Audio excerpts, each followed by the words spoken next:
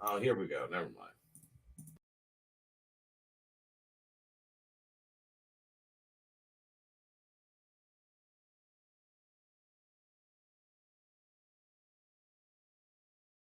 The following show and broadcast is a production of Better Savannah, an independent expenditure committee dedicated to better policy outcomes at the state and local level.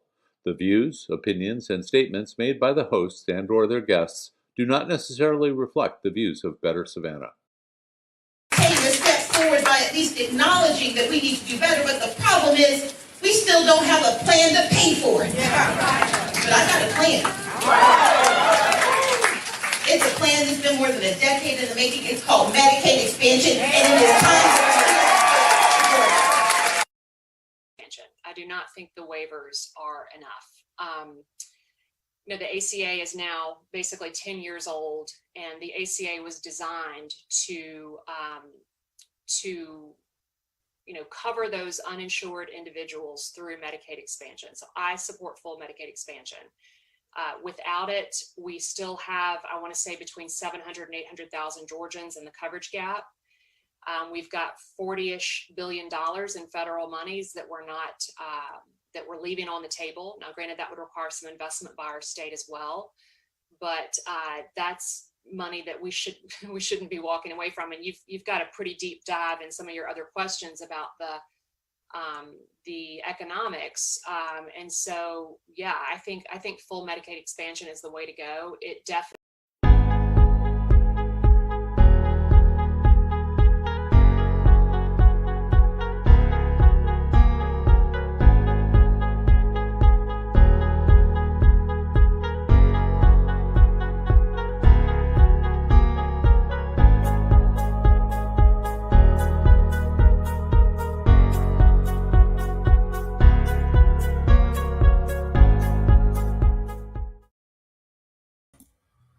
All right, everybody. Sorry we did not get to premiere this live last night on Wednesday, but it's going to premiere on a normal slot on Thursday. We'll make sure to pump this up between now and then when it premieres, John, because we just had, for the first time, really ever since we started using StreamYard, some technical difficulties, a lot of traffic according to the system here. So unfortunately, this did not get to go out live like we had advertised. So I just want to apologize to everybody. But I want to go ahead and just welcome to episode 77. It's our second time on the show as a guest. It is returning candidate Allen Westbrook, who is running for Georgia House District 163. I appreciate your time and thank you for bearing with us with those technical difficulties. I promise we'll try to make the most of it. I just want to jump right in with the video clips I played for Stacey Abrams a couple of days back, and one of your comments from your last time here. I've been in and around Georgia politics for a while now, and Medicaid expansion since Roy Barnes was running for governor in 2010 has kind of been a big discussion in Georgia. The healthcare law was being debated in 10. Jason Carter ran it on it in 2014. Stacey Abrams is now running on it again. And obviously we know that most rank and file Democrats support this, if not all. What do you think is different this time, 2 years later, 4 years later, since the last governor's election and your last election? And why is Medicaid expansion going to have a better chance of passing this next session after the elections? Well, I think that people are sort of coming around to the fact that if there were a better alternative to this, wouldn't we have found it by now? I remember the debates in 2010. I think they called them town hells. Some of those, I remember Barney Frank and just some unbelievable clips from that dialogue. But I just kind of think of this in terms of the marketplace of ideas. If there were something better, wouldn't we have discovered it? There's a Republican alternative. It has a work requirement. It doesn't have any of that federal funding buy-in. So, you cover fewer people and you don't get federal money that would cover 90% of the cost of full Medicaid expansion. So, I hope that people are coming around to realizing that. We have been through a pandemic, and I think that it was very politicized, of course, but we did see such disparities in how different parts of our state fared with COVID-19.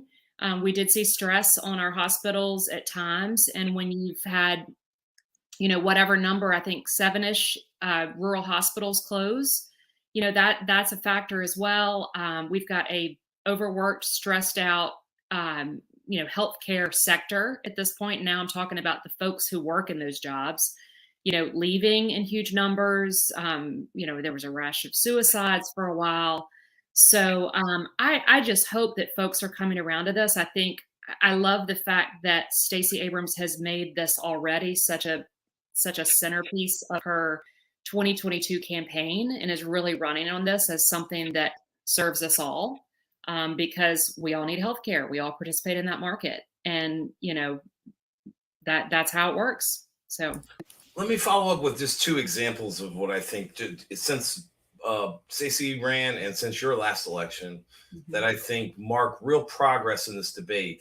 Number 1 was the limited expansion for new mothers from 6 months to a year. I think that's a recognition from both sides of the aisle that Georgia ranks near the bottom in maternal mortality, and we have to do something about it immediately. So we see if they're willing to do it for one problem, maybe they're willing to do it for other problems piecemeal. The second is that this year we had a bipartisan mental health bill breakthrough, led by the speaker. It was the speaker's bill, but it was led by Mary Margaret Oliver and another Republican, a bipartisan group.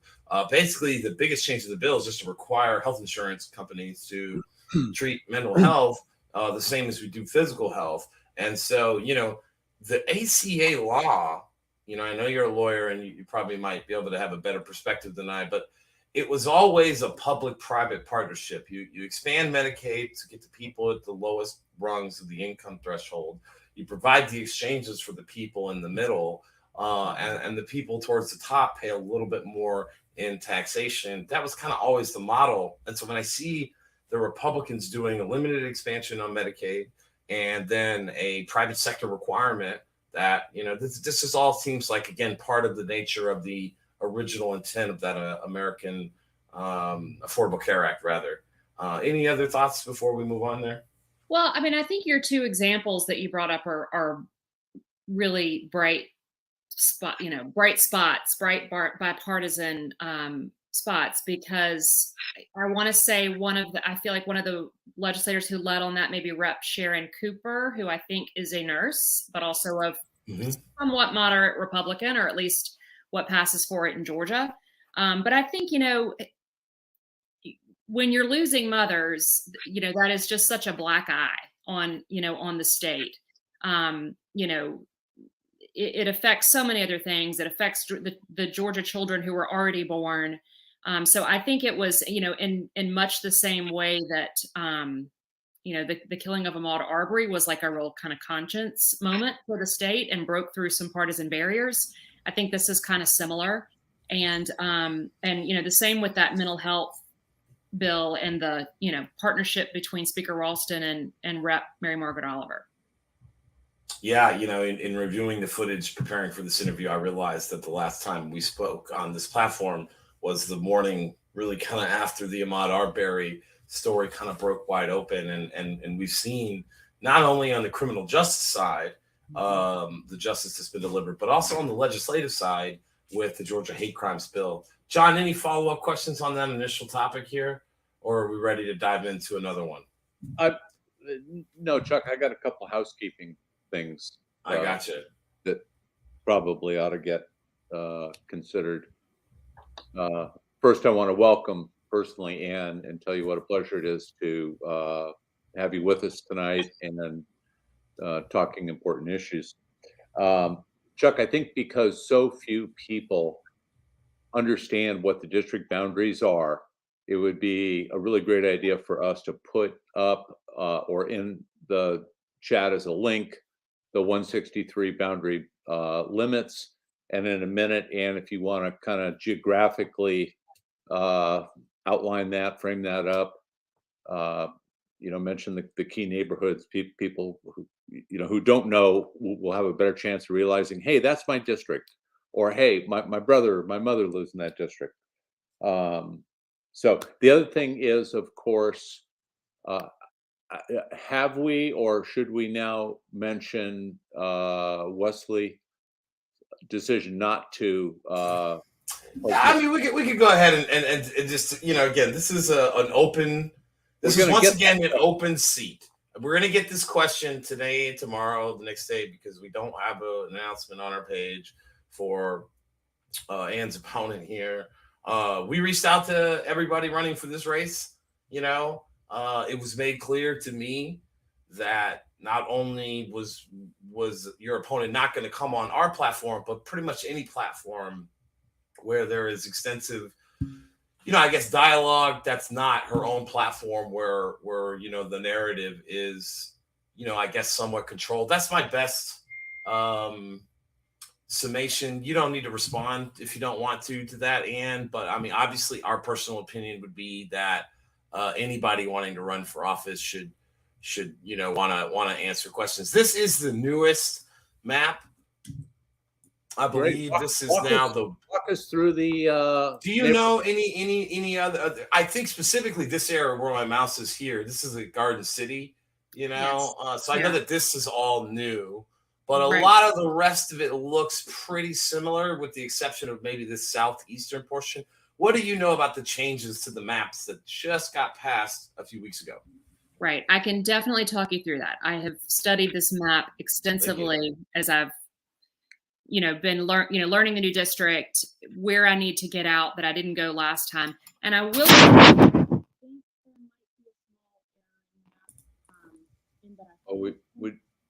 Yeah, your microphone went out. Just whatever just happened there. Now it sounds better. Oh, is that better? Yep. I was going to say, I think one thing I know has changed, and I am on a laptop, so I don't have a huge.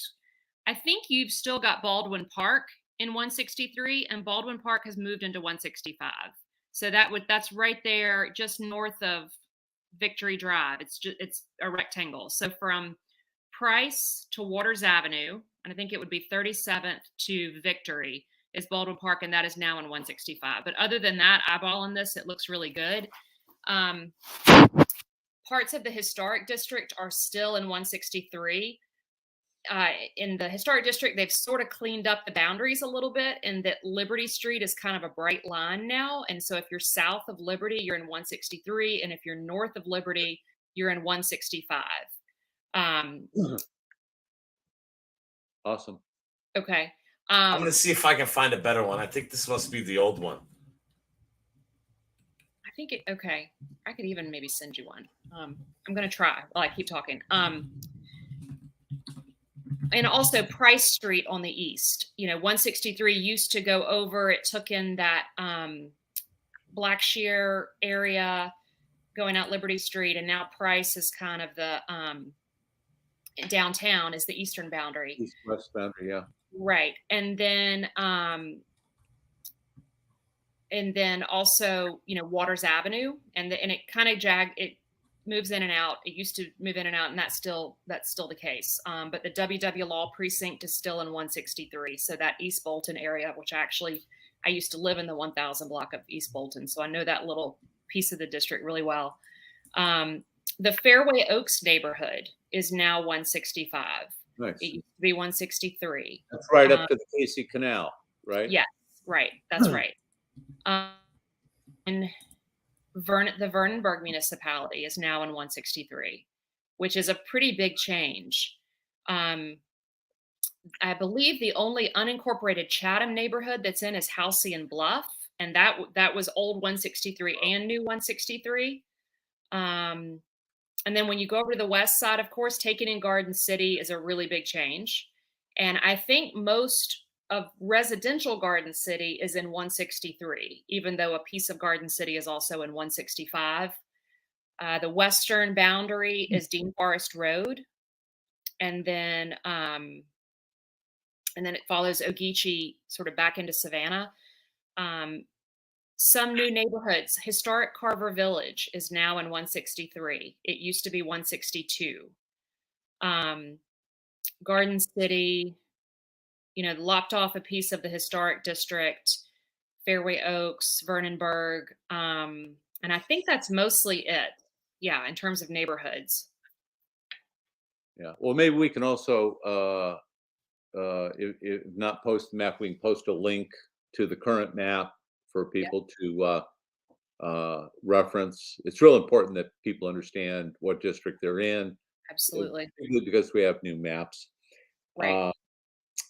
Is your district so large that going door to door is out of the question, Ann? No, it really isn't. Especially, it takes in a lot on the west side. It takes in a lot of area that is very commercial anyway. So I think it's still very doable to canvass, and we will be doing that. So, some neighborhoods in Savannah lend themselves so well to going door to door. Any of the old sort of grid pattern is really good for that. But no, I mean, we can cover a lot of it, and we will. Good. Well, tell me this, since we're all kind of glued to the televisions watching, the Judiciary Committee interview a prospective jurist on the Supreme Court. These are contemporary terms, but take a stab at it. What is your, for lack of better words, your judicial temperament and your judicial philosophy? That is, in terms of a leadership position in the delegation. Sure. What's your temperament, and then what's your general philosophy? Okay, that's a great question. I'm a big believer in collaboration and consensus building. I really am, and so that's part of me. But I know what I believe on the issues, and I'm very staunch on that.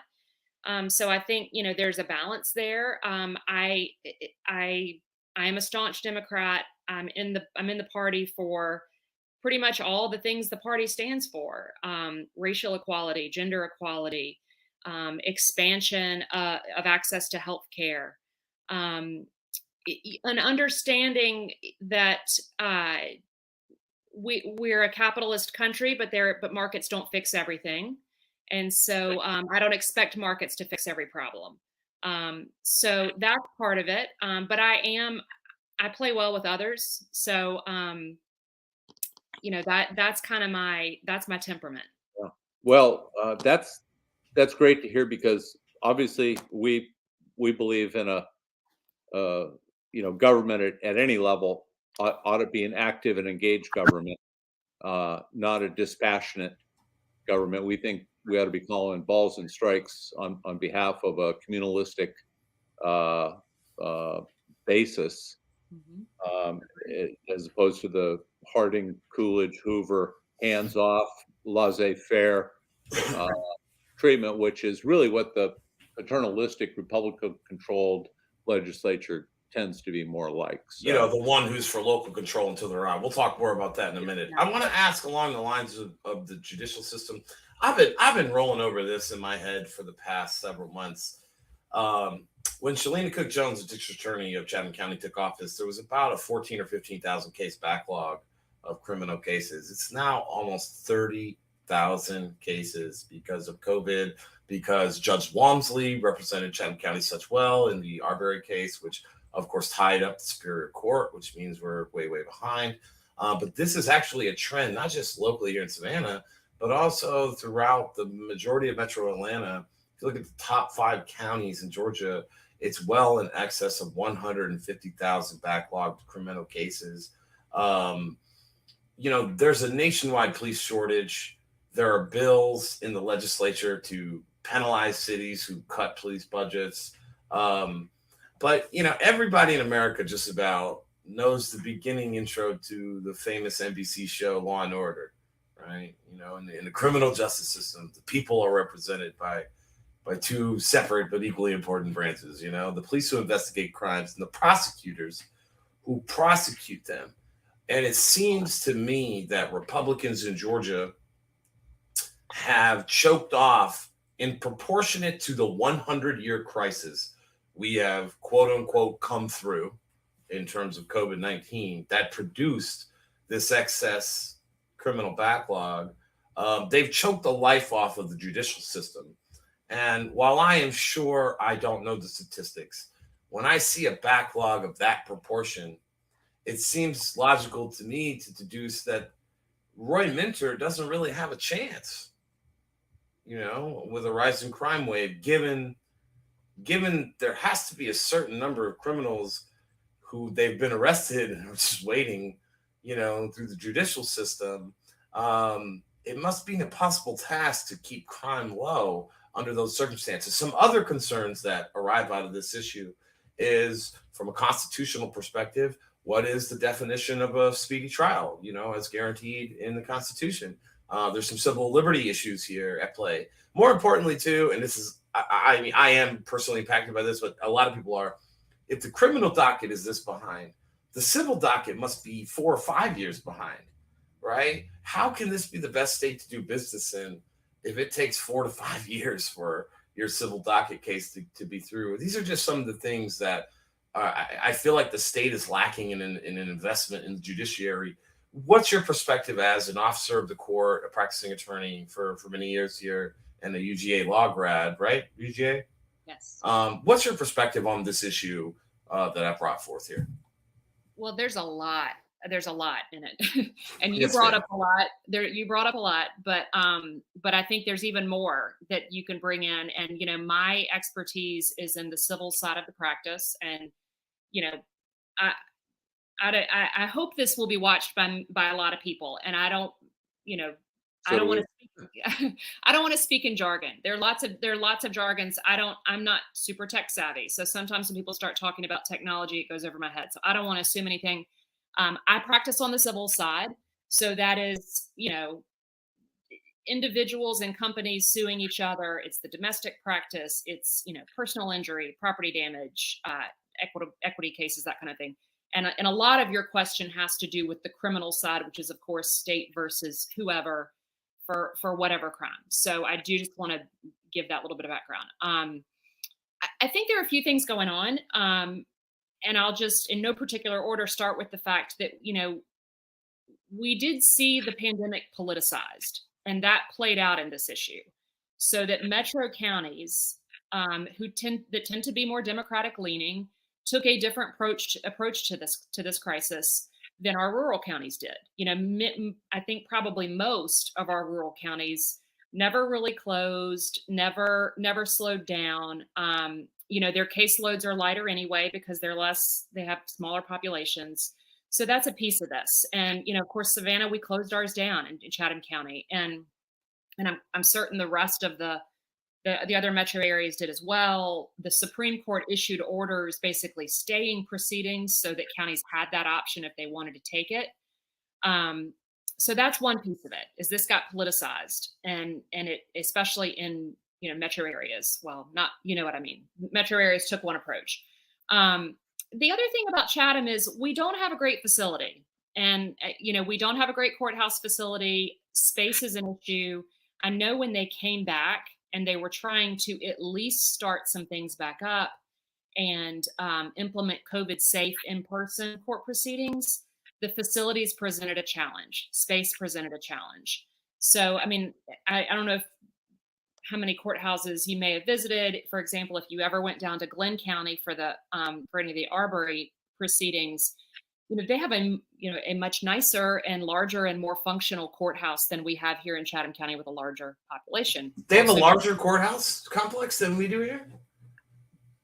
Wow. It is more functional. It handles more capacity, I guess, put it that way. I wouldn't begin to compare square footage, but if you've been in both courthouses and experienced how it operates there, you go to Chatham County Courthouse on the day of the child support docket, and it's, there's yeah. So I've tried a case down in Camden County before. They have a similarly lovely courthouse. So I think our courthouse was an unfortunate period of civic architecture, and it's also just dysfunctional. So that's some of it. There's a reason they wanted that new courthouse on the SPLOST list of projects. So that's a piece of it. you bring up the criminal piece of it. Yes, criminal defendants have constitutional protections that are always going to take precedence over the rights of civil litigants. Civil litigants have rights also. But yeah, you file a demand for speedy trial and it's not, honored, or it's not followed, and that person walks. So that, I spent about 15 months of my career as a staff attorney at the Chatham County Courthouse, and there was nothing that was feared more than that somehow that would happen. So there were multiple eyes on that issue to make sure it didn't. So the criminal backlog is going to be caught up first. It's going to have to be. Another thing to mention is we had a good bit of personnel change in our judicial system. You mentioned our DA, Shalina Cook-Jones, who actually was a classmate of mine at UGA. Anytime you bring in a new DA, there's a certain amount of, just staff turnover. Absolutely. A little bit of staff turnover, and that's not fault on anybody's part. It's just what happens. We also had 2 new state court judges in that same year, Judge Derek White and Judge Libby Coolidge. So, again, that's just more transition on top of. But the other thing I want to get to is, kind of what we could do about that, or certainly what the state legislature could do about that. Where this has really gotten attention in legal circles recently is the plaintiff's bar. So they're representing, the person who gets injured at the port, or the person who gets, injured and has a medical malpractice claim, whatever it is. Those are really getting pushed. And, there you can debate whether that sort of damages your bargaining power as the attorney for a plaintiff like that, if you don't have that reality of going to trial, kind of pressing down and getting everybody to the table to negotiate too. So as far as what we could do, what I hear in legal circles is we need another state court judge. The Superior Court judges are so tied up with. I think we need one of both, actually. I was just going to say, I think possible solutions. Does the court, state, and superior need expansion? Because the amount of coverage our circuit ends up covering for people. Yeah. And then 2, this is the problem, according to, I'll say, sources in the legal system that I don't want to name specific names right now about this, but nice dog bark. Great job. She knows this is a big issue. I feel you, doggo. So, all right. So the way the budgeting ends up working for the judicial system is it gets siphoned off through the counties first, right? Mm-hmm. And so, essentially you get into, and John can tell you as an experience on the commission, you kind of get into this, as Lori Lightfoot, the mayor of Chicago, recently put it, a measuring of male genitalia parts. And so the process for budgeting at the county level is a year-by-year basis. And what I see here with a 30,000 criminal case backlog is about a 3-year project, 3 to 5 year project to clear that backlog, because of the amount of cases that will continue to come in during that time frame. And if the state just cut the counties a bigger check for the problem, by the time it gets to the district attorney's office, they're only able to put out an advertisement for 2 or 3 attorneys because they can't guarantee the funding is going to be there in the next county budget cycle. I think the courts need to be expanded, number 1, with supporting staff. And number 2, I think, is that we need a 3 to 5 year injection of cash money into the prosecutor's side of the equation here, so that we can clear these dockets out. Because I don't know what your opinion is. I know you're not a criminologist, but my suspicion is that it will be very hard for us to keep the crime rate under control over the next 3 to 5 years, while this is also compounding the judicial system. Any thoughts on those solutions and what I just mentioned? Yeah, I think we could. I'm not quite as. I'm not quite all with you there on the extent to which this is something we're going to police our way out of some of our issues. But I do agree that, from what I hear, folks in my professional community really want another state court judge at minimum, because when you aren't, if it's not a domestic case, if it's not a major crime, if it's, if it's just your basic, tort case in particular, then state court is where you get where you're going to efficiently get your case through and resolved. And so that's what I'm hearing from my, my folks in the legal community there. But the possibility of needing another Superior Court judge to handle that criminal backlog, is interesting too, because, we detain a certain number of people pre-trial. That's another thing we could talk about. And if they're not getting, their day in court in a timely fashion, with or without that procedural hook of a demand for speedy trial, that's, that implicates folks' constitutional rights.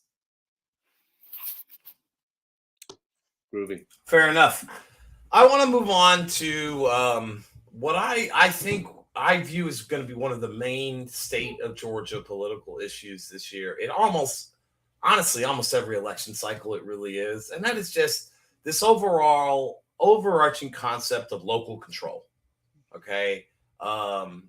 Local control, as outlined in the Georgia Constitution, is the idea that the legal sub-entities known as counties and cities, which are legal sub-entities of the state of Georgia, should primarily have the right to govern themselves, with the rare case that the state preempts, some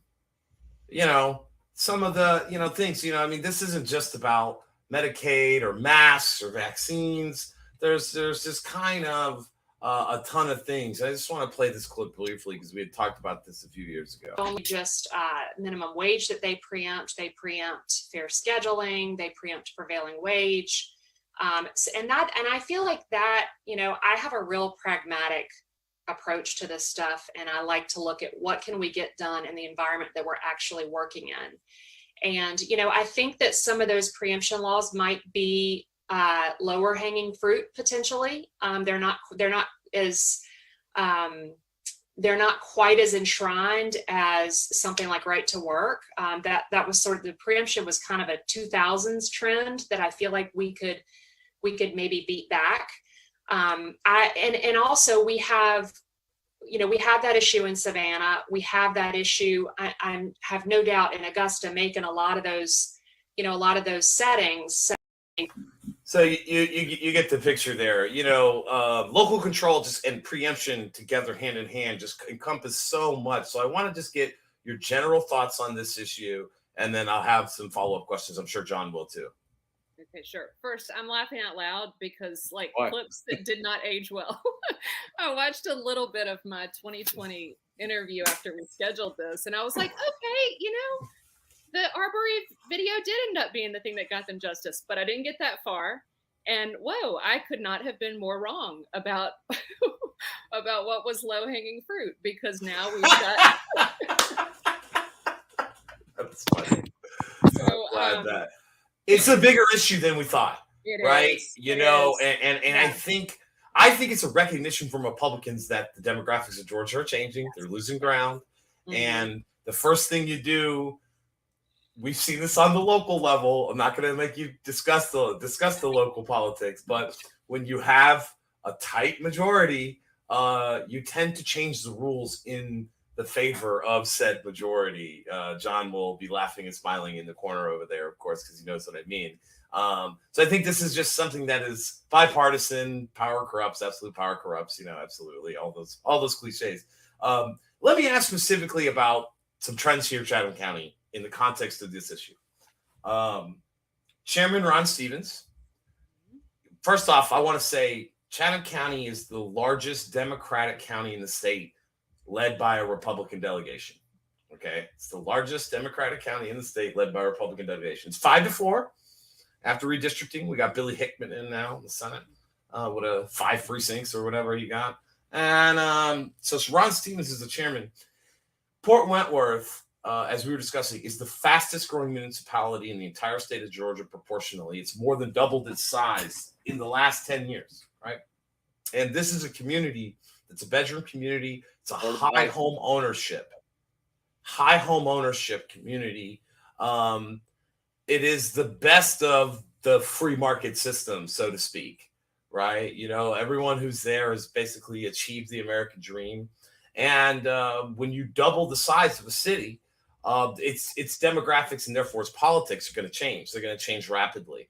And so over the last 2 election cycles, specifically with this most recent election cycle, you know, the side stories aside of candidates being disqualified and different issues like that aside, you had a title change, and you have an old guard that basically went to Ron and complained. And there is this open threat for the next year now from Chairman Stevens that they will just yank the charter away from Port Wentworth and send it back to the county in unincorporated Chatham County, with no thoughts to the water situation of the intergovernmental agreement with City of Savannah, because Port Wentworth gets its water from us in Savannah. You know, there's no thoughts on any of those things. Just kind of this brash reaction solely based on power. I know that you probably haven't followed the situation as closely as we have, but as a state legislator, you would potentially have the power to do this to Savannah, or to this to Thunderbolt, or another city that's in the county that you represent here. What are your thoughts on the ongoing saga in Port Wentworth? Well, you're right that y'all. I haven't followed it as closely as y'all have, but I was shocked when I started following it more closely that it had gotten to the point where it was. I had been sort of tracking. They were losing employees. It was hard to keep City Hall open, those kinds of things. But I was shocked I think the person who let me know, I just texted back like, what? With a lot of A's. Because I could not believe that that's where we were. And I will say, it is astounding to me that the mayor would offer himself for service last year for that role. Right. And then would turn around and say, we don't want to exist anymore. We want to be part of the county. I mean, that is astounding to me. All the practical considerations that you mentioned, the water, utility services, I'm sure there's money somewhere that has to be, figured out what we do with it. And then I heard stories of, okay, we're going to split the city in two. So, as somebody who hasn't followed it as closely, I was pretty shocked in the last few weeks that we got to where we were so fast, and dissolving the city and just becoming part of unincorporated Chatham just seems incredibly, just an incredibly drastic, and just for me came out of nowhere kind of response to the issues that they have. I mean, clearly they have city governance issues that doesn't seem to be in dispute. And I mean, and even from a distance, you can see, okay, they're changing demographics here. Like the power structure is going to change. It's, they're going to be new folks at the table, and they're going to want what they want, and they're going to be advocating for the things that they care about that might not be the same as, the Port Wentworth of 10 years ago. So I was really shocked. And as far as how this fits into the larger issue, I was talking about local control in 2020. And the way I got interested in this is, a lot of folks know that my background is as a gun violence prevention advocate. And when I first got into that work about a decade ago, in this city where we deal with gun violence daily, we have to have gun shows at the Civic Center. Like we can't choose something different. I mean, that's just one example. We can't require people to safely store firearms in their cars so that they don't, end up in the stream of, trafficked firearms. So that was my introduction to it. And then I was like, oh, wait, but we can't decide Confederate monuments and we can't decide plastic bags. Or I think that one was proposed but didn't go through. And a couple of years ago, when it came up in the context of short-term vacation rentals, and I remember looking at who the sponsors of that bill were, and they were like Sharpsburg, Georgia. I mean, I could not pick that out on a map. So, just the idea that someone from Sharpsburg was going to make a short-term vacation rental law that we would have to live under in Savannah or Tybee is just like, that's not good governance. It flies in the face of the idea of local control, each county, each city up unto itself. Right. Let me ask you another question, because what's happening in Port Wentworth now, and John, step in any moment here. I'm ready. Need to. Feels like what would happen to Savannah if a governing coalition couldn't be held together by a mayor like our current one is now, right? For example, I'd agree that we having split terms, right, where you have half the council elected 1-2 years, half of the other council elected the other 2. I think that prevents some of the mass turnover. But again, I feel like what's happening in Port Wentworth is a preview. It's a precedent that could be set in the same context like Buckhead Cityhood in Atlanta, which died in Lester Jackson's committee in the Senate this year, would be a life-altering, history-changing precedent in Georgia that I feel is just dangerous set. There's been some talk, about changing the city of Savannah's charter, whether that takes the form in the number of aldermen, the types of aldermen, whether they're at large or districts, the role and powers of the mayor. Is that something that you see as something you feel the need to change, or would you depend on guidance from the council itself on what they'd like to see on their charter? Any thoughts on how you would?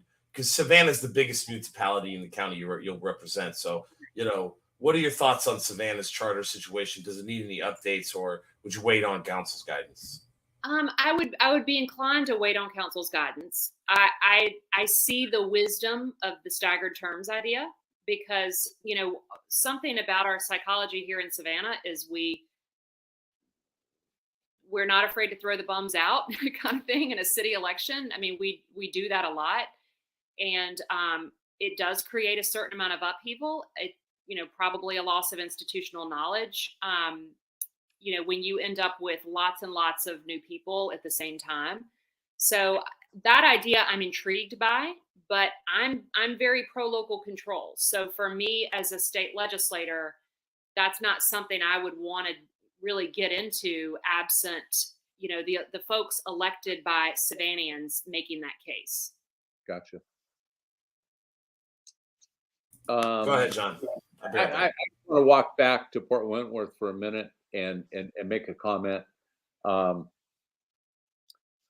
They had an election. To your point, Ann, the demographics have changed dramatically in that community, in that municipality, and it is what it is. And the Republicans always say they're for local control until they're not. And when they're not, it's when their guys don't get reelected. So that sort of Charlie Brown-esque, we're losing the game, so I'm going to take the football and go home. It is it's undemocratic. It's counter-majoritarian. It reminds me, forgive me, but reminds me of post-Civil War Reconstruction period. As soon as the federal troops left, the Redeemers said, "Okay, well, we're gonna have poll taxes and count the number of jelly beans in the jar before you can vote." I mean, those are all workarounds to preserve that crazy libertarian capitalistic mentality of the plantation owners, right, and the powerful people. And here we have today, jump forward to 2022, we've got a powerful group of small number that don't like the outcome of a Democratic election. I mean, how bizarre is that? So, Yeah. I will also asterisk footmark say the media has done a dreadful job of telling the story of Port Wentworth, and I understand it being an advertising agency. The drama sells subscriptions or views or clicks or what have you.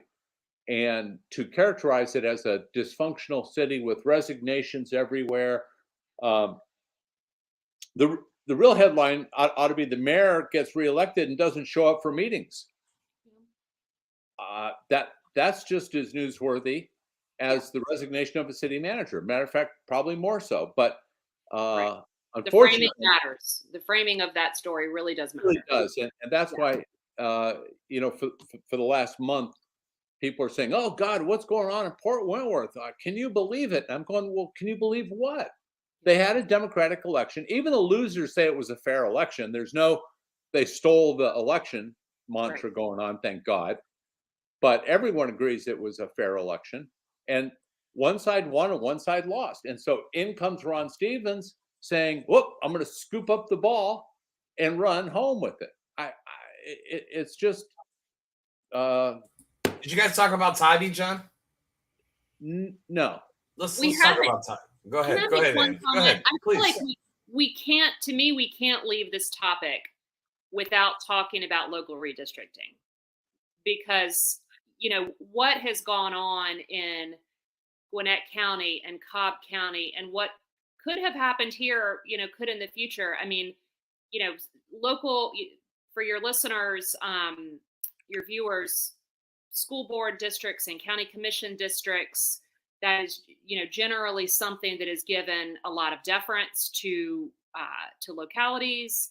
And in those metro counties where they have really and truly had, huge demographic change and are really, solidly Democratic strongholds now, they took that out of the realm of local legislation and passed it as a general bill because they had the numbers. So I think, that's why I had to laugh so hard at that clip, because I was just like, I didn't see in 2020 how far this trend would escalate. Yeah. Sure. Well, as a potential member of the delegation, I appreciate your answers on local control, and it can't be selective, and that's how the Republicans are playing it. And it's a real black eye for democracy. And again, so few people understand the dynamics outside of who's their mayor and who's their sheriff, unfortunately. But that's why we do what we do. Tybee. Yeah. I don't know how much you know about this. I think Nancy Guan is going to have an article in the next couple of days. The election of November 2nd had a strange outcome. There were a couple results out of the 6 candidates that just didn't quite make sense. And the top vote getter got far too many votes than one would expect. And kind of the front runner, the perceived front runner, wound up second to last. So we got a list from the Secretary of State's office of everyone that voted in that election. The first thing we learned is that there's about 24 or 2,500 legal age, 18 and older adult permanent residents of Tybee. And if 100% of them registered, and do you know any communities that have 100% voter registration? No, if you get to 90, I think you're doing pretty good. So at 90% voter registration at Tybee, you'd really have 2,300, 2,400 tops. The voter list for Tybee Island has 3,400 registered voters. That's insane, okay? So backing up, we got the voter list and we audited 700 of the 1,300 people that voted in that election. And we got tired at 700. Fatigue set in because it was, checking public databases, tax assessors, board of assessors, intelligence, LinkedIn, Facebook, as many places as we could get access to. The upshot of it is, there was 122 irregular votes cast out of 700. That's a really high number considering that the vote separation count between the third and the fourth candidate in that election was only 45 votes. And close margins well from your last election. So,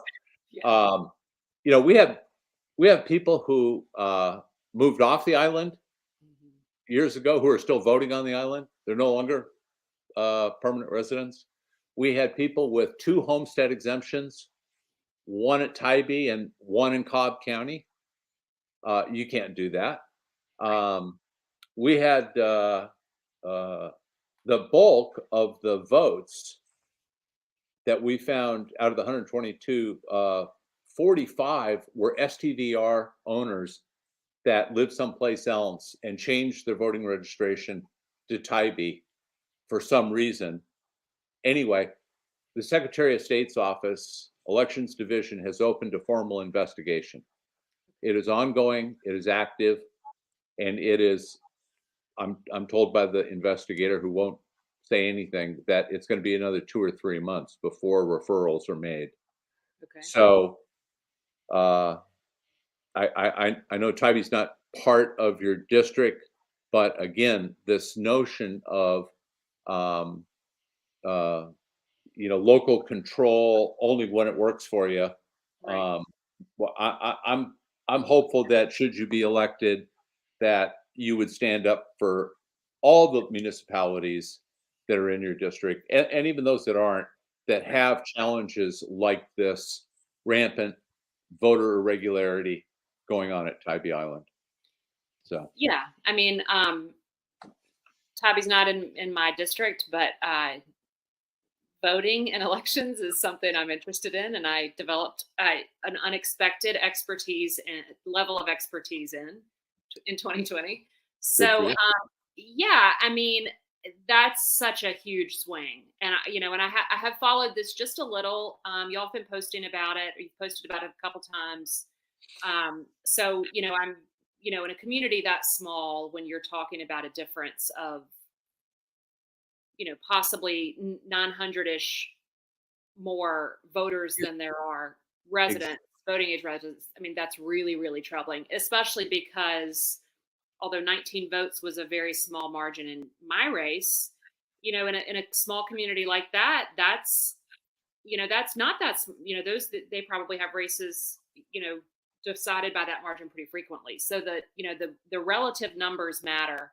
The relevance of every vote just becomes, exceptionally important. Right. I can imagine that Tybee, as a vacation-ish, as a beach community, presents particular challenges. Well, I shouldn't say challenges, because you have to, maintaining the voter rolls has to be done so that it's as close to accurate as humanly possible, no matter what kind of community you are. And if you have a transient population, then you have to account for that in whatever your procedures are. But yeah, that's really troubling. I think it's appropriate for the Secretary of State to get involved in finding out what's going on there.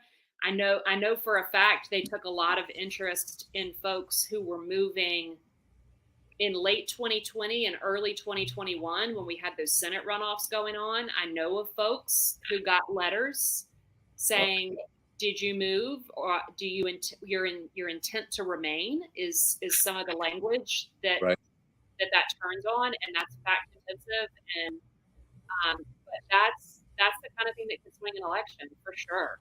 And so, let me ask a follow up on the same issue, because I want to reframe it in the context of voting rights and the Senate bill that was passed in the legislative session a year ago. It was passed under the guise of it's these Democratic counties. I understand we are one of those. But Tybee is not.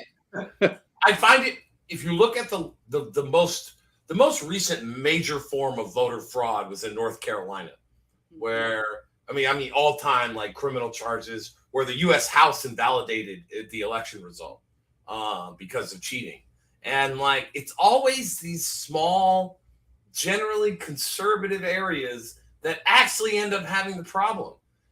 So I'm sure you're against that law that was passed, but since it is the law, isn't it communities like this that should be getting the brunt of that?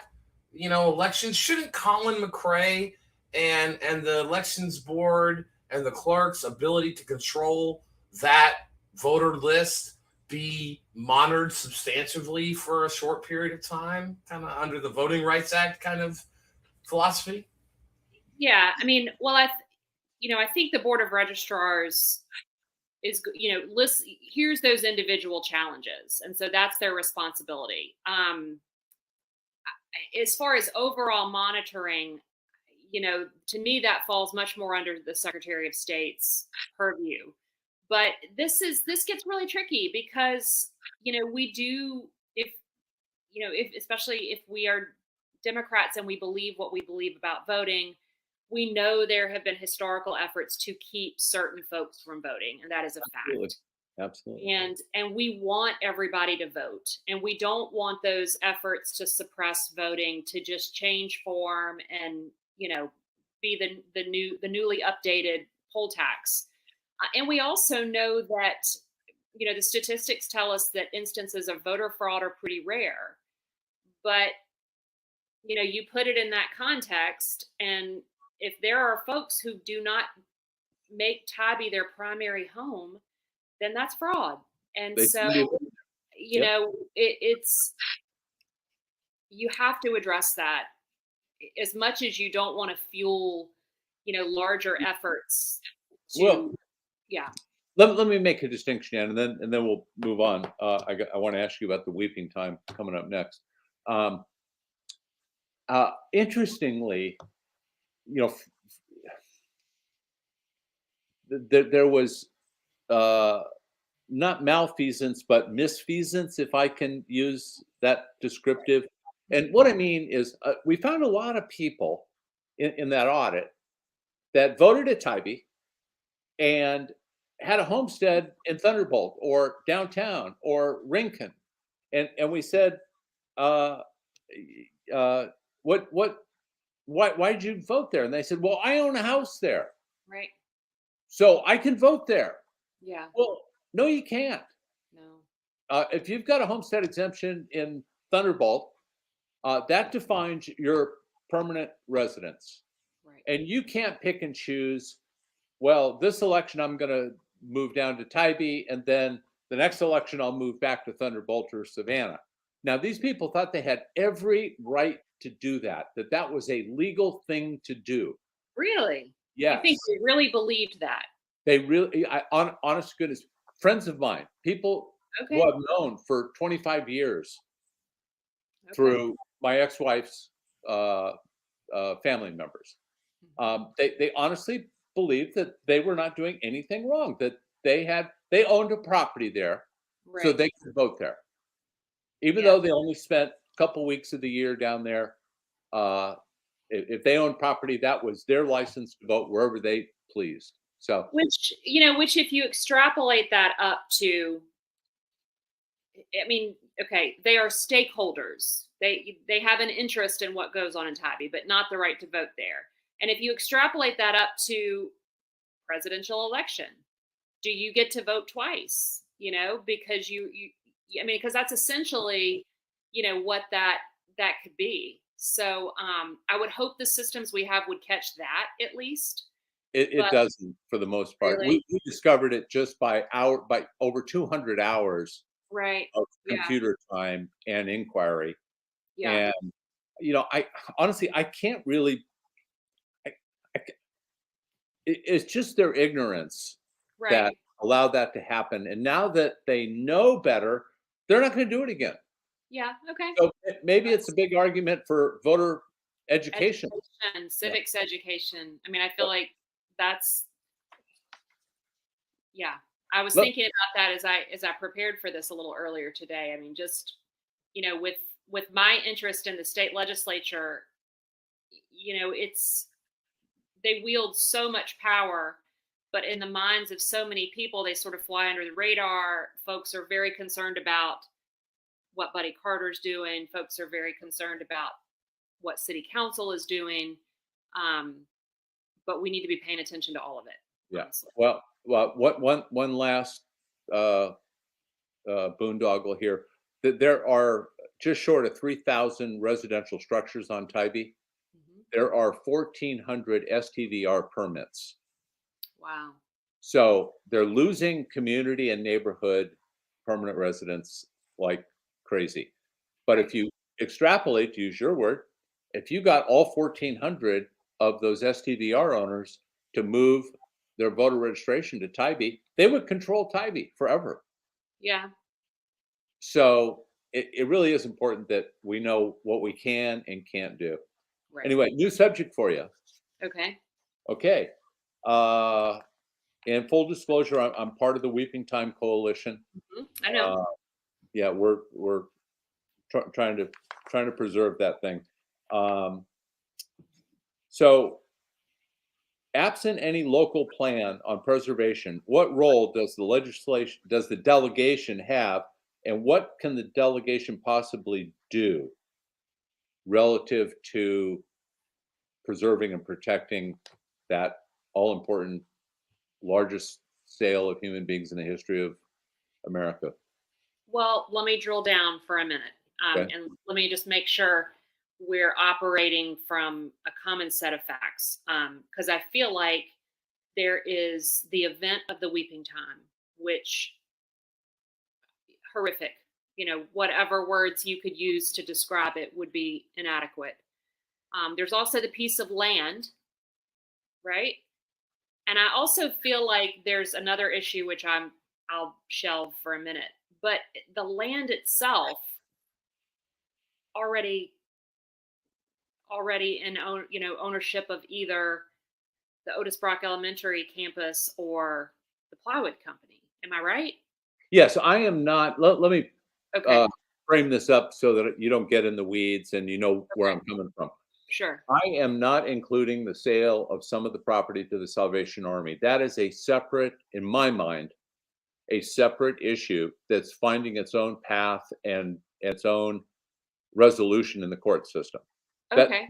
That is subject to that litigation.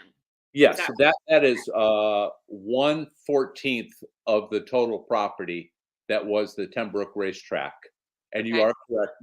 The vast majority of that remaining property is the Bradley plywood people. Okay.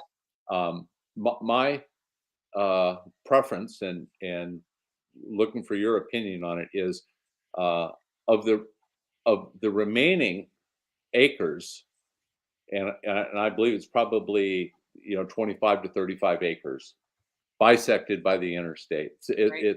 We screwed it up with urban renewal, but that's another story. Um, Considering the growth and development of West Savannah and how with the arena and the canal district and taking the flyover down and all that whole migration, we can't grow easterly. We bump up into Thunderbolt. Right. So west is where it's at. Mhm. And I think the smart thing for us to do is to protect. We don't have to make the improvements and educational opportunity and final thing now, but if we don't preserve some of that land for an appropriate tribute and educational opportunity, we're being irresponsible. So what do you? That helps. That helps. Okay. Because I have followed this, and I think it sounds like you wouldn't be interested in taking back the land from Otis Brock Elementary, because that is a school that serves that community's children. Sure. But your plan would be something more than is there now, which is the marker on a pretty small piece of land. And Yeah, that would 8 blocks away from the actual site. right. Yeah. So it would be to buy the land from the plywood company? Is Yes, that how that would happen? Yeah, is that when this gets couched in terms of preserving the land, yeah, I would negotiate with the Bradley owners to acquire. And if they didn't negotiate fairly, I would use eminent domain. The power of eminent domain is a last resort. Okay. But if we can wheel and deal with the school system or the housing authority or the Salvation Army, I got to believe our better angels could help guide us to a deal. And I will tell you, members of the coalition and other leaders in this community have spoken with members of that family. Okay. They're amenable. That's interesting. I don't think they are dead set on holding it and developing it. I just don't think they're going to sell it for less than fair market value, which is certainly even under eminent domain is still the standard. So, you know, I think the right leadership is what we're lacking. I think admittedly on both sides there's been some issues, but let me frame this in a context that is a vote you'll likely have to take in the first session you serve. You know, for the last 2 consecutive years, the number one priority for the city of Savannah's legislative priorities was the expansion of the Hotel Motel Tax. Now, again, I'm not asking you to comment on the politics of the city council because Lord knows they're pretty raucous. But the first year, 2 years ago, this was framed as an expansion of African American tourism. You remember? You're familiar with that, right? And, you know, all of a sudden Visit Savannah was going to have a diversity officer and, you know, and I'll just tell you personally from members of the delegation who were there at the time, maybe not now, but members who were there at the time, you know, in the context of this Weeping Time piece of property that really should and could be the largest educational tourism centered around African American history, this could potentially be the largest product of that type that they're pushing. This year, it's been more of a straight up, hey, we need these projects funded. I want to just point out, over a 10-year period of expanded collection, there's about $64 million that would be collected.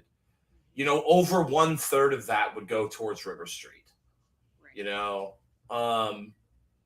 it seems unconscionable that we would spend $24 million to upgrade River Street when we could easily use, I mean, how much money are we talking about for that 25 acres? 1.4 million, John, maybe 1.6 million, somewhere in that ballpark. It's certainly within the budget, Chuck, and there's always bonding. I mean, money is not the problem here. It's the historic vision to preserve now for future development.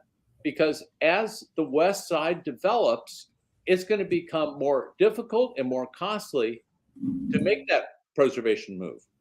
So why the city of Savannah won't act now, I think, is misguided. And I'm just wondering, I think Carl Gilliard had a bill that didn't get off the ground far enough in this session, and that was a Gullah Geechee corridor bill that would have potentially applied to the Weeping Time site and given us more tools in our toolbox to make that preservation move. So would you support the preservation at some size and some level now, as opposed to 5 or 10 years from now, when it would be much more difficult? Yes. Okay. I'm tracking all that now. I'd like to answer in parts. Sure. First, the hotel motel tax.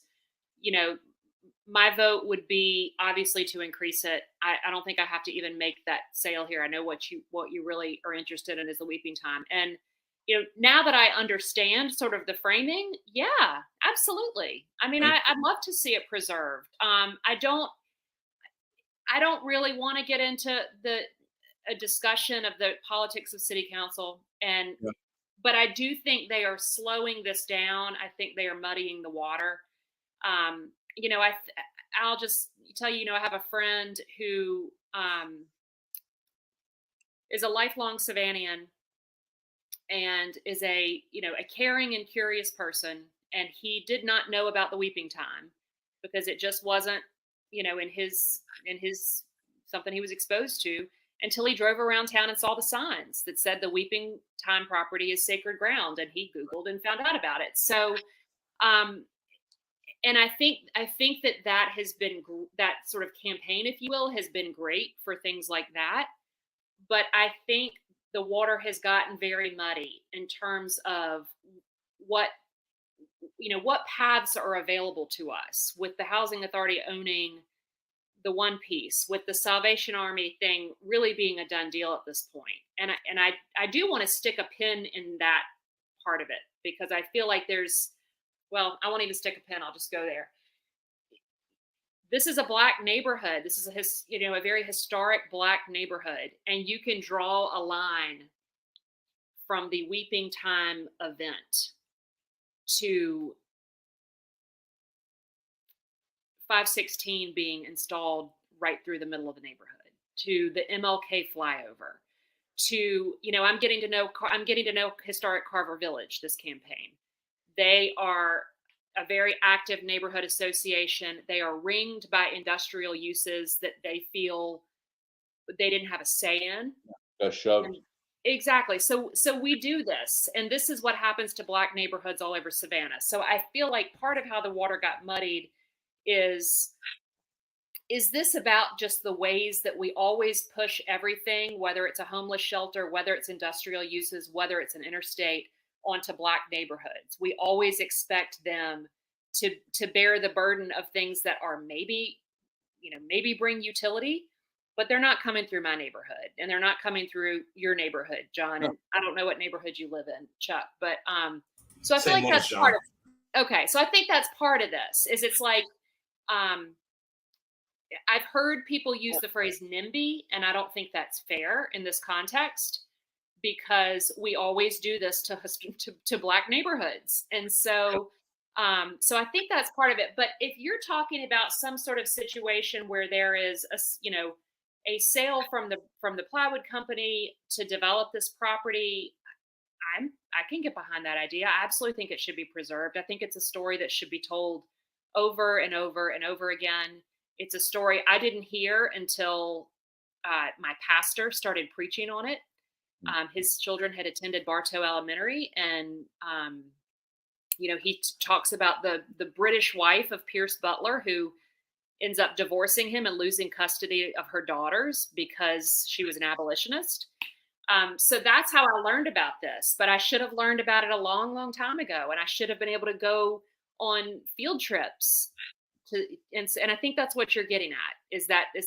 That's what we want for the next generation of Savannah's children. Well, I like your sentiment. I'm hopeful, or thinking that as a state representative, that you might be able to, work with Carl, or pick up where Carl left off, and accomplish some sort of protected official state recognition of the importance of the site. Asterisk footnote, development and plans to be determined in the future. Right. It's just a question of, now is the time to do that. Yeah. It won't get easier. It won't get 10 years from now. Right. So anyway, thank you for that. I would just follow up and say, I think there are Democratic members of the delegation, specifically some that aren't maybe running for re-election this time, who, in the context of saying, we need more African-American tourism product, and this here is the potential for the largest educational tourism. I am of Jewish and Irish descent. The thought of German towns, demolishing the train depots next to the camps, or the camps themselves, would just never be tolerated. Never forget, I just personally feel that affinity towards this site. And if members of the delegation, because if it should not be a money issue. The state government doesn't have to pay for it. We have the money. It's going to be $64 million over 10 years. If River Street has to get $24 million, you telling me over 10 years we can't earmark $2.5 million right now? I don't see that as unrealistic to ask. Right. So it's just about, being open-minded on this issue. I think there are some closed minds on it on both sides, but we want to preserve what's left, of that site. I want to ask you about the city's number 2, and I know we're running out of time here in just a few minutes, but I want to ask you about the city's number 2 legislative priority, and it's what John and I passionately like to refer to as truth in taxes. The law requires municipalities to hold public hearings if the past Board of Assessors Digest applied to the same millage rate will yield a higher tax collection than the previous year. Since Stevens Day inception 20 years ago in 2001, something like 75 or 80% of the property tax-based growth has shifted on to businesses and renters. Those properties that do not enjoy a homestead and or Stevens Day exemption. The city's number 2 legislative priority is to do away with the law requiring these public hearings for tax increases if they keep the millage rate the same. In this historic bull run of real estate we're in, is that transparent to ask for that law to be changed? Is that something that you would support on behalf of the city of Savannah? I have to confess on this one, I had to do, which is fine, I got it.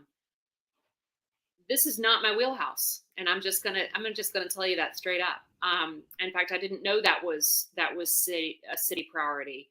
And I want to again make sure I'm following. So basically, Stevens Day allows homeowners to lock in their rate. Right, and so right. The digest is passed by the Board of Assessors. That's Terry Tolbert at the county, right? And so every year in June, they have to pass the digest and send it to the state of Georgia. And therefore, why it's in August when the city of Savannah has to adopt its millage rate for the following year. Right. And so when they adopt the millage rate, unless they're going to roll the rate back, and so this goes back to this context of debates you may have heard at the city, just for our viewers and for you, of to roll back the millage rate or not roll it back. That question is always saying, should we collect the same dollar amount of revenue from the property tax base as we did the year before?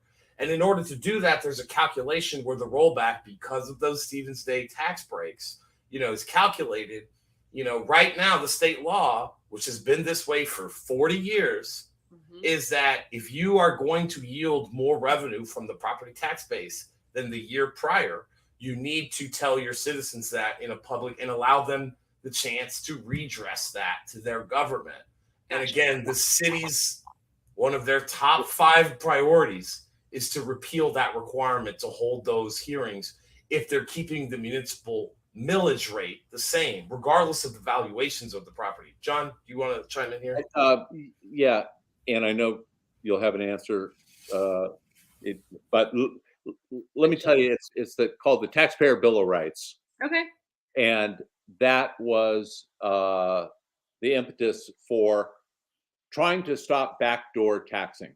Okay. And what Chuck has just described is when your overall property digest increases by 10%, and you apply last year's millage rate to it, you're going to be up considerably because of that value change. It's appreciating every year, probably. Exactly. Yeah. And it got, the appreciation levels were getting so steep that cities and counties were not adjusting their millage rate. They were just keeping that fattening factor. Okay. And so the voters approved the Taxpayer Bill of Rights, which says if you have digest growth over a certain amount, you need to hold these public hearings and say, we are going to collect more money. That is, we're going to be raising your taxes, not necessarily your millage rate, but your tax collection. And honestly, I think this is such a chicken, ask, because you ought to be able to defend. Right. Yeah. What your need for revenue for your budget ought to be defensible, and you ought to be able to come out and say, we're not rolling it back because we need an extra courthouse or courtroom or what have you. I'm tracking all that now, I think. Okay. Yeah. So yeah, I mean, the transparency piece of that for sure. I mean, show your work, tell Thank people you. what it is, give them the chance to talk back. And then take it anyway, because that's what they do. But at least they have to defend But to eliminate your citizens' right to come point this out, and I'm just specifically saying, Mayor Johnson, John and I are the type of people who will come do this. Just to prevent this ability of your citizens to do that, it just flies in the face of the spirit of the intent of that law's original piece. And I want to point out, when that law was written, municipal governments were by and large governed by Republicans locally. Right. 45 years ago, so this was done because of corrupt local government, and there's no reason in our view to change it now, unless, as I floated the other day, we're going to end the Stevens Day exemption for everybody and bring everybody's taxes in line, because right now, without that redress, renters are getting the short end of the stick in the housing affordability. Landlords pass that cost of new property taxes on in their rents. And it adds to, just like STDRs, taking long-term rentals off the market, the supply and demand factor, the upward pressure of property taxes. It all gets passed on to the renter. It's no surprise that we have not just an average problem with affordable housing. We've got a supercharged problem with the lack of affordable housing. We do. So I mean, Savannah's getting to be too expensive for Savannahans. I do wish.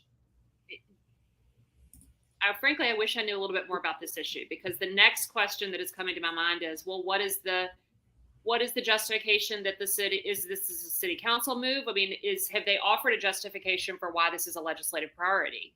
Because it's annoying to have to be redressed by your citizens. Well, it is, but in other words, is there also some administrative work on behalf of the city? I mean, I don't know. The council voted. The council voted to approve their legislative priorities. So the council did. Yeah. No, I'm just. They don't like the heat. They don't want to be asked to explain why they need the 10% growth in their general fund budget. Let me ask you, as a matter of legal expertise, do you consider the head of a legislative body that is subject to open hearings, public hearings requirements under the state, do you consider the head of that legislative body to have the ability to censor what is in those 2 to 3 minutes of public comments? You're talking about it's city council hearings? Sure, at any local government hearing that is required under law to hold public hearings, either for a bond hearing, a tax hearing, an alcohol license, right? Are you complaining you didn't get more than 3 minutes? That's not what I'm complaining about. But if you notice, and again, I'm not asking you to comment on the mayor's leadership. He's done a fine job during COVID. I give him all the credit on that. But he is very particular about what comments are said. And I think the reason this is a legislative priority is because the people who are in control always want to control the narrative, right? And so when you are required to have public hearings, you're required to listen to your public. There's that famous community scene of Patton Oswalt, just like talking about Star Wars for 3 minutes. Look, if that's what I want to say, that's what I want to say. It doesn't really matter what you as the mayor think. What matters is, did you fulfill your constitutional obligation under the Georgia law? I think that's what really matters. And I think this is a shirking of that process to the nth degree that I just feel is a waste of time. Go ahead, John. Chuck, could I have gone down and ceded my 3 minutes to you to get you 6? Probably not. I bet you, Van. I mean, knowing Mayor Johnson, probably not. But again, I just think that when you ask for something like this, you're just asking for criticism from people in the community, because transparency should not be a partisan issue. Transparency in government should, and just like you say, you should defend it. You should defend it. I want to end our time together because I appreciate your patience with our technology difficulties this afternoon trying to record this. But I want to end this on an issue that I know that you're passionate about and that you have a lot of experience on. And that's this bill, this idea of permitless carry. We have seen the effects of, lack of mental health counseling and our lax gun laws. We had the Atlanta shooting rampage a year ago, a few weeks ago, just now. That targeted parts of the Asian community in Atlanta. You've had the campus carry movement in the past. Now the nationwide kind of pro-gun movement seems to be this idea of you don't need a permit to be able to carry a deadly weapon on you at any time, and you should be able to carry that gun anywhere unless that private business has posted in large writing, no firearms, that they have let you know to the nth degree. What are your thoughts on this issue? How do you think it affects young people on our college campuses and in other vulnerable areas? Sure. Well, this is a bill that comes back every year in Georgia. I've been a volunteer with Moms Demand Action for close to a decade at this point, and we've fought this many times. It's always one of our defensive priorities, to stop it, as opposed to help something good get passed. But it was really quite fringe. It was really considered quite fringe, even as recently as a couple of years ago. Speaker Ralston, I think, used the word fringe. Some recent year that it came up, he represents North Georgia, probably, arguably the most conservative part of the state, one of the most, sort of gun-loving parts of the state. And he said his own constituents had no appetite for this, did not think this was necessary. We're not asking for it. So that's where we were on this just a couple of years ago in Georgia. And it has since become the trendy thing, not just in Georgia, but in a lot of other states. And I will say the states that have passed it, mostly places out west that have very, very sparse populations that maybe have one congressional district or two, something like that. And so the issues are different out there. They're just different when you aren't living in a dense, city, constantly encountering people you don't know, all of those kinds of things. Only a couple of states, Arizona and Missouri, had passed it. And the data from the passage in those states was increases aggravated assaults, increases firearm homicides. So it's just really unfortunate. And I think what has happened in Georgia is it has hit Trumpism and election year politics. And, so many of our statewide, Governor Kemp, Secretary of State, Lieutenant Governor not even running. There's just this insurgent sort of, Trumpist part of the Republican Party that just holds this as an article of faith that has really completely left behind true conservatism, which I think is a part of our local control discussion. And has just said, well, if you're a Republican, you believe in this, this, this, and this, and guns is at the top of that list.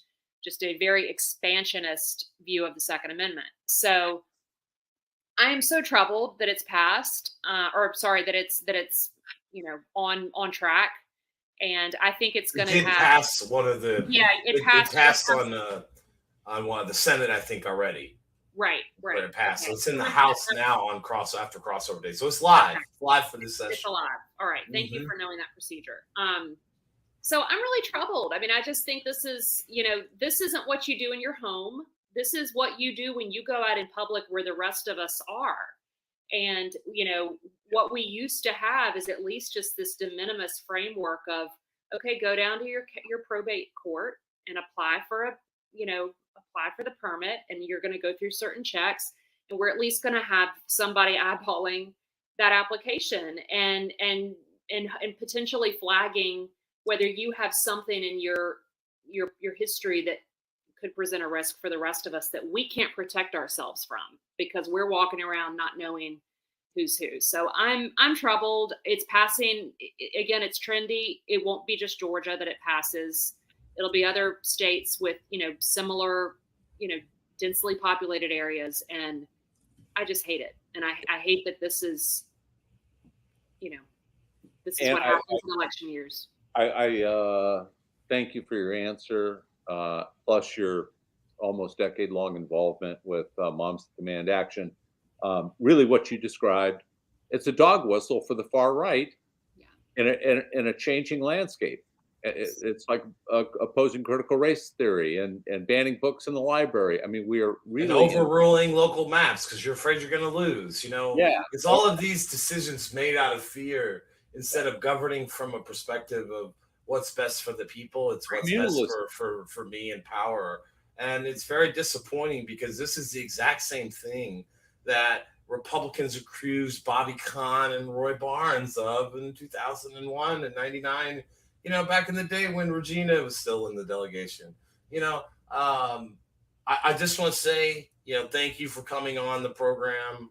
Like we said towards the top of the recording, your opponent decided not to. I think that's important to subject yourself, even when you don't agree on everything with each other.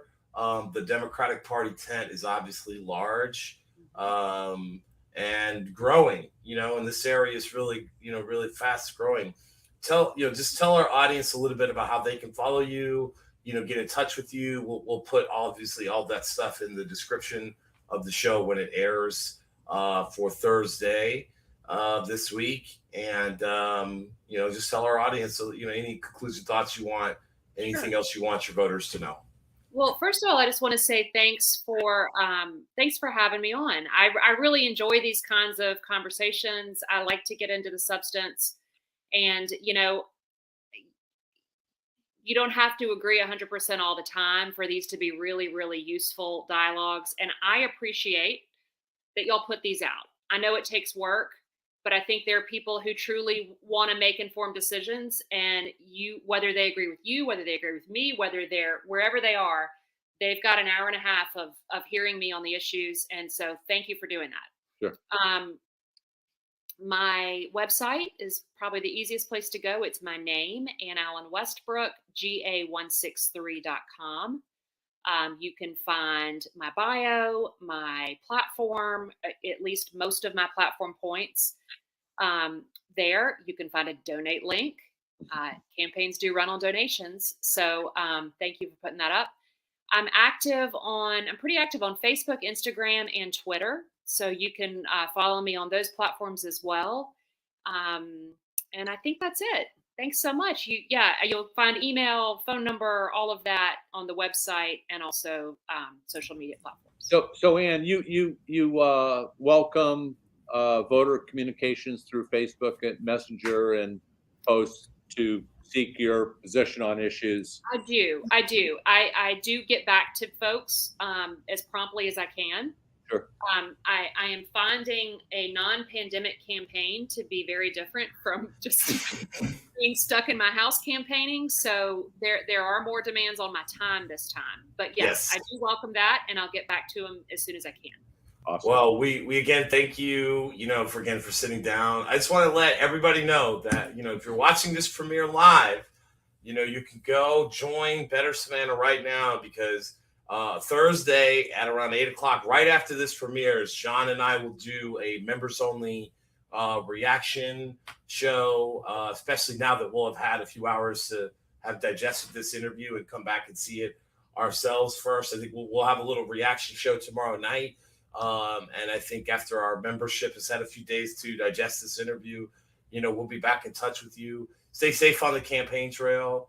I know that it's more in person this time, and you have a larger district than you did 2 years ago in terms of geography, a little bit more west and southeast stretching of a district now. So, get those walking shoes on and lick those envelopes, as they used to say. So again, and Allen Westbrook, episode number 77. John, thank you so much for joining in on the interview with me here, and we wish you nothing but the best, Dan.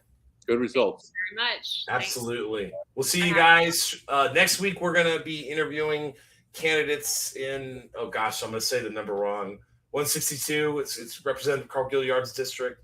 There's 2 candidates running, so we'll see you guys back next week. We should be doing House, Senate, and then school board, and then some statewide interviews leading right up to the election. So it'll be a busy few months here, and make sure you're registered to vote, because that deadline is going to be coming up before you know it. We'll see you guys next week. Thanks so much. Don't you think it's time for the city of Savannah to have an honest tourism management plan? Let SCAD start paying its fair share? and the hospitality industry needs to increase its wages? The impacts of new growth should not cost residents. All local elected officials on council and commission should have term limits. We're working hard to accomplish these policies. We need your help. Please contribute whatever you can, $5, $10, or $20, by going to bettersavannah.org. Donate. Thank you.